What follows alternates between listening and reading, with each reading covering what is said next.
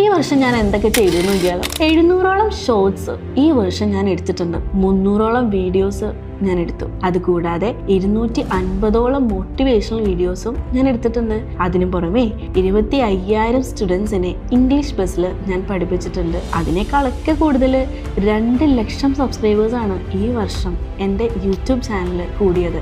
ഇനി 20,000 ഫോളോവേഴ്സും കൂടി മതി കേട്ടോ എനിക്ക് 1 മില്യൺ സബ്സ്ക്രൈബേഴ്സ് ആവാൻ വേണ്ടിയിട്ട്. പിന്നെ PSC ക്ലാസ്സസ് ഞാൻ സ്റ്റാർട്ട് ചെയ്തു. സയൻസ് ബസ് ആൻഡ് കോഡിംഗ് എന്ന് പറഞ്ഞിട്ട് ഒരു ബ്രാഞ്ച് ഞാൻ സ്റ്റാർട്ട് ചെയ്തു. Counselling centre and wellness centre കൂടെ ഈ വർഷം ഞാൻ സ്റ്റാർട്ട് ചെയ്തു. ഓരോ വർഷവും അവസാനിക്കുമ്പോഴേ നമ്മളോട് തന്നെ ചോദിക്കാം, ഈ വർഷം ഞാൻ എന്തൊക്കെയാണ് ചെയ്തത് എന്ന്.